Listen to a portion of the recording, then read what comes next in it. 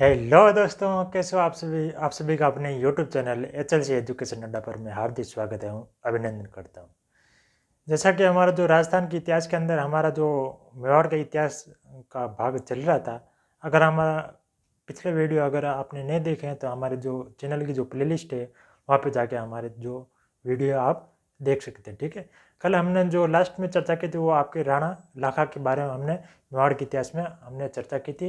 उसके बाद आपके राणा लाखा के या लक्ष्य सिंह के बाद आपके आज जो टॉपिक रहेगा वो आपके हो जाएगा राणा मोकल।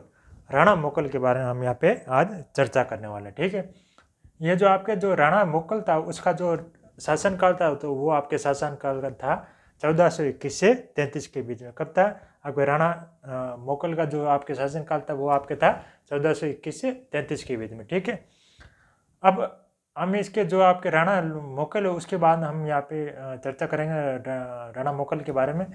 ये जो आपके जो राणा मोकल था उनके जो संरक्षक थे वो आपके कौन कौन थे, वो आपके संरक्षक हो जाएंगे कुंवर चूड़ा या रणमल। यानी कि जो आपके कुंवर चूड़ा एवं रणमल थे वो आपके राणा मोकल के क्या थे, संरक्षक थे। ठीक है, कौन थे, संरक्षक थे।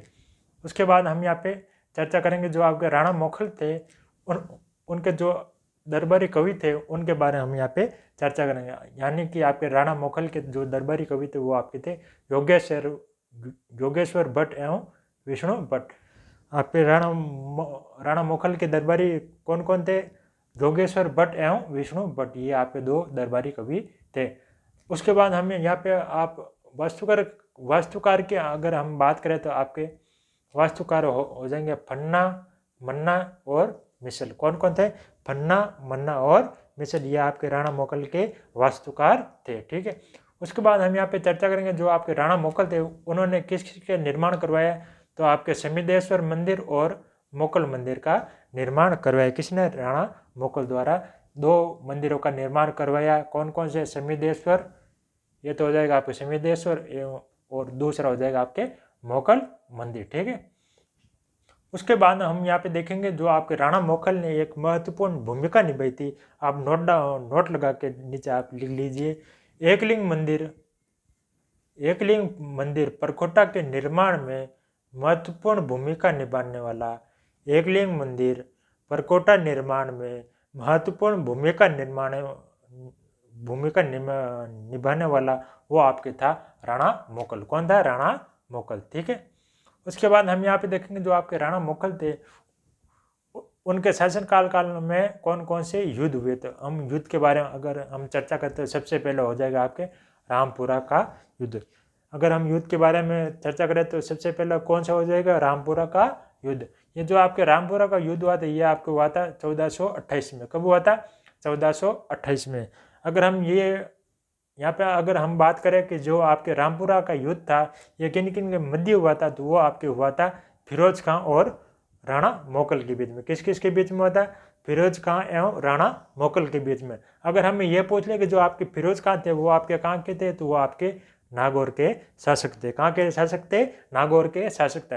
ये जो आपके रामपुरा का युद्ध हुआ था उसके अंदर आपके फिरोज खां एवं मोकल के बीच में ये मध्य जो युद्ध हुआ था इसके अंदर जो विजय होने वाले थे वो आपके राणा मोकल थे। कौन, रामपुरा के युद्ध में आपके विजय होने वाले कौन थे, आपके राणा मोकल ही थे। ठीक है, उसके बाद हम रामपुरा के युद्ध के बाद आपके हो जाएगा दूसरा युद्ध हो जाएगा आपके अहमद शाह का आक्रमण। उसके बाद ये आपके रामपुरा का युद्ध होने के बाद में आपके अहमद शाह ने आक्रमण कर दिया था।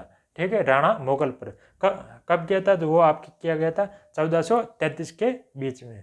1433 के अंदर आपके अहमद शाह का आक्रमण हो गया था। किसके ऊपर हुआ था, मोगल के ऊपर हुआ था। किसने किया था, अहमद शाह ने किया था। तो आपकी ये जो अहमद शाह का आक्रमण हुआ तो वो अगर हम यहाँ पे बात करें कि किन किन के मध्य हुआ था तो वो आपके राणा मोकल एवं अहमद शाह के बीच में ये आपकी युद्ध हुआ। ये जो आपके अहमद शाह का युद्ध हुआ था इसके अंदर आपके मोकल के साथ में रानी कमलावती भी साथ में थी। आपके मुगल के साथ में कौन थी, रानी कमलावती। और ये जो आपके अहमद शाह थे वो आपके कहाँ के थे, तो वो आपके थे गुजरात के थे। कहाँ के थे, गुजरात के थे। ठीक है, उसके बाद हम यहाँ पे एक आप हेडिंग लगा के या नोट लगा के आप नीचे ये जो अहमद शाह का युद्ध का आक्रमण आपने यहाँ पे देखा, उसके नीचे आप एक नोट लगा लीजिए, ठीक है। नोट लगा के यहाँ पे आप लिखिए, अहमद शाह के आक्रमण के तहत, अहमद शाह के आक्रमण के तहत चाचा व मेरा व महप्पा पंवार ने मिलकर मोकल की हत्या कर ली। क्या इसमें आपको क्या समझ में, एक बार वापस आप देख लीजिए। अहमद शाह के आक्रमण के तहत चाचा मेरा व महापा परिवार पंवार ने मिलकर मोकल की हत्या कर दी। ये जो आपके चाचा और मेरा थे वो आपके राणा जो ये मोकल थे, मोकल के सेनापति थे। ये आपके जो अहमद शाह ने आपके मोकल पर आक्रमण किया था, उस समय आपके चाचा मेरा व महापा पंवार द्वारा आपके जो ये मोकल था उनकी तीनों ने मिलकर हत्या कर दी। यानी कि आपको यहाँ पे ये समझ में आना चाहिए कि जो अहमद शाह के आक्रमण के तहत जो मोकल की हत्या करने वाले वो आपके कौन कौन थे, वो आपके थे चाचा मेरा व महापा पंवार। कौन कौन से? चाचा मेरा व महापा पंवार, ठीक है। उसके बाद हम यहाँ पे चर्चा करेंगे महाराणा कुंभा की। किसकी बात करेंगे? महाराणा कुंभा की। ये जो आपके महाराणा कुंभे थे तो वो आपके थे 1433 से 68 के बीच में इनका शासनकाल था। अगर हम महाराणा कुंभा के पिता की बात करते हैं तो महाराणा कुंभा के पिता थे मोकल। माता की बात करें तो माता हो जाएगी आपके सौभाग्य देवी। अगर दादा की बात करें तो दादा हो जाएंगे आपके राणा लाखा। अगर शिल्पी के बारे में हम बात करें तो आपके शिल्पी हो जाएगा मंडन। आपके महाराणा कुंभा का शिल्पी कौन हो जाएगा? मंडन। अगर हम महाराणा कुंभा के जो आराध्य देव उनके बारे में हम यहाँ पे चर्चा करें तो वो हो जाएंगे आपके विष्णु। और गुरु के बारे में हम यहाँ पे चर्चा करें तो आपके गुरु हो जाएंगे हेराचंद। यानी कि आपके महाराणा कुंभा के जो भी आपके फैमिली और शिल्पी आराध्य देव दादा गुरु कौन कौन से थे, यहाँ पे हमने इसके बारे में हम यहाँ पे चर्चा की। उसके बाद हम यहाँ पे देखेंगे राणा कुंभा के बारे में। किसके बारे में? महाराणा कुंभा के बारे में। यानी कि हम यहाँ पे ये देखेंगे जो आपके महाराणा कुंभा थे उनको कौन कौन सी उपाधियाँ प्राप्त थी और कौन कौन से नाम से उन्हें जान सकते थे, ठीक है। सबसे पहले हम यहाँ पे देखेंगे सर्वाधिक उपाधियों वाला जो शासक था तो वो आपके था राणा कुंभा। यानी कि जो सर्वाधिक उपाधियों वाला जो शासक था जिसको सर्वाधिक उपाधियाँ मिली थी तो वो आपके था राणा कुंभा। कौन था? राणा कुंभा। और अगर हमें पूछ लिया कि जो आपके राणा कुंभा को कितनी उपाधियाँ मिल गई थी तो वो आपके मिली थी 108। कितनी मिली थी? 108। ये जो इन्हें उपाधियाँ मिली इनकी जो जानकारी है वो हमें कहाँ पे मिलती है? वो हमें मिलती है कीर्ति स्तंभ प्रशस्ति से। कहाँ से मिलती है? कीर्ति स्तंभ प्रशस्ति से, ठीक है। ये जो आपके कीर्ति स्तंभ जो प्रशस्ति था ये किसके द्वारा लिखा गया था? ये आपके कवि अत्रि व महेश के द्वारा। किसके द्वारा लिखा गया था? कवि अत्रि एवं महेश के द्वारा ये आपके कीर्ति स्तंभ प्रशस्ति लिखा गया था, ठीक है। उसके बाद हम यहाँ पे देखेंगे जो आपके राणा कुंभा था उसका दूसरा हम नाम लिख सकते हैं अभिनव भट्टाचार्य। क्या लिख सकते हैं? अभिनव भट्टाचार्य। ये जो आपके अभिनव भट्टाचार्य है इसका अर्थ क्या होता था? ये अर्थ होता है आपके संगीतज्ञ होने के कारण। यानी कि आपके जो राणा कुंभा थे ये संगीत में बहुत ही रुचि रखते थे। क्या रखते थे? संगीत में रुचि। इसी के लिए आपके राणा कुंभा का दूसरा नाम हम यहाँ पे देखने को मिलता है, वो हमें मिलता है अभिनव भट्टाचार्य। क्या मिलता है? अभिनव भट्टाचार्य। उसके बाद हम यहाँ पे देखेंगे ये जो आपके राणा कुंभा थे उनका जो तीसरा नाम था वो हमें यहाँ पे देखने को मिलता है हाल गुरु।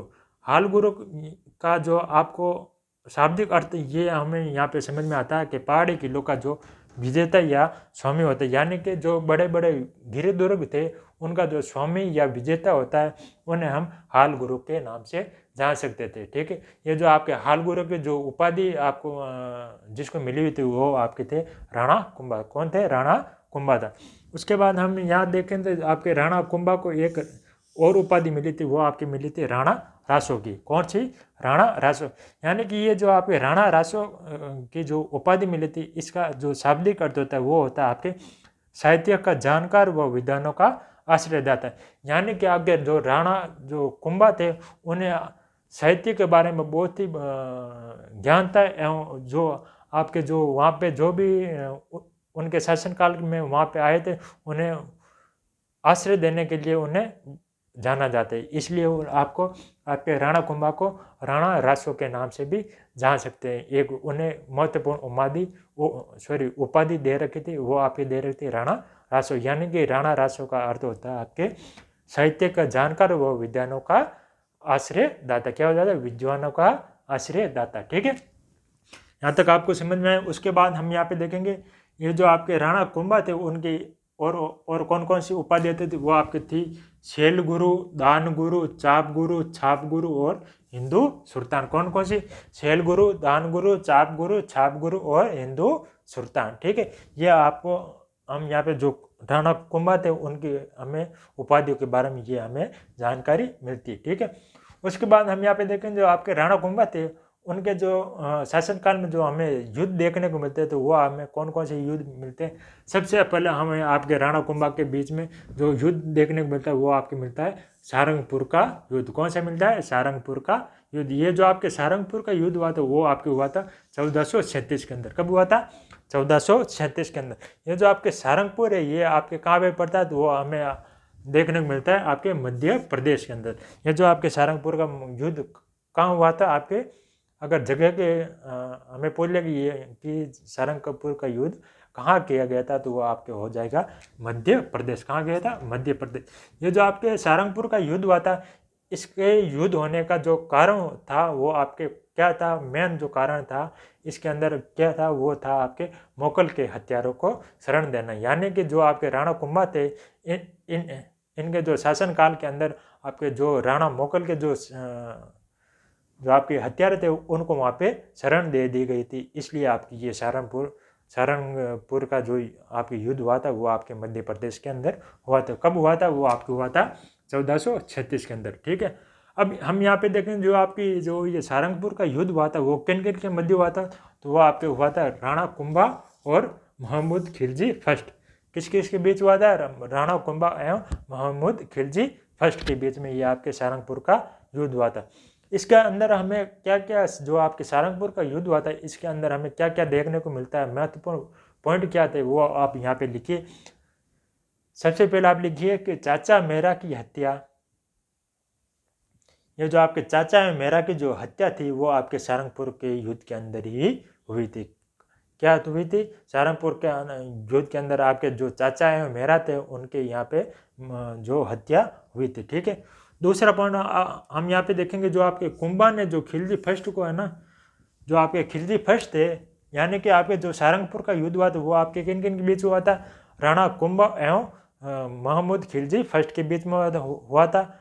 ये जो आपके सारंगपुर का युद्ध हुआ था उसके अंदर आपके जो राणा कुंभा थे उन्होंने आपके खिलजी फर्स्ट को 6 माह तक वहाँ पर आपके कैद रखा। ठीक है, 6 माह तक आपको वहाँ जो आपके महाराणा जो खिलजी थे फर्स्ट थे उन्होंने महमूद खिलजी फर्स्ट को 6 माह तक कैद रखा और फिर वहाँ से आपको रिहा कर दिया गया था। यानी कि आपके जो राणा कुंभा द्वारा आपके जो महमूद खिलजी फर्स्ट थे उन्हें आपके सारंगपुर युद्ध के अंदर आपके 6 महीने तक वहाँ से हमें कैद रखा और उसके बाद वहाँ से रिहा कर दिया गया था। ठीक है, उसके बाद आपके ये जो सारंगपुर का युद्ध हुआ था उसके अंदर एक महत्वपूर्ण भूमिका निभाई थी, वो आपको हुआ था जो मालवा था, मालवा की जो विजय हुई थी उसके उपलक्ष्य में आपके राणा कुंभा द्वारा विजय स्तंभ का निर्माण करवाया गया था। किसका निर्माण करवाया गया था? विजय स्तंभ का निर्माण करवाया गया था। कहाँ पे किस लिए करवाया गया था हमें पूछ ले तो वो आपके मालवा विजय के उपलक्ष्य में आपके जो आपके विजय स्तंभ का जो निर्माण करवाया था वो आपके करवाया गया था। ठीक है, आज का जो हमारा सेशन था वो हम यहीं पे समाप्त करते हैं और कल का जो हमारा जो सेशन रहेगा उसके अंदर हम विजय स्तंभ के बारे में चर्चा करेंगे और उसके आगे जो भी हमारे जो शासक आएंगे उनके बारे में हम यहाँ पे चर्चा करेंगे। ठीक है, अगर आपने हमारा जो अभी तक HLC एजुकेशन अड्डा चैनल सब्सक्राइब नहीं किया है तो आप सब्सक्राइब जरूर कर लें। ऐसे ही आपका प्यार एवं स्नेह बनाए रखें। तब तक के लिए जय हिंद, जय भारत।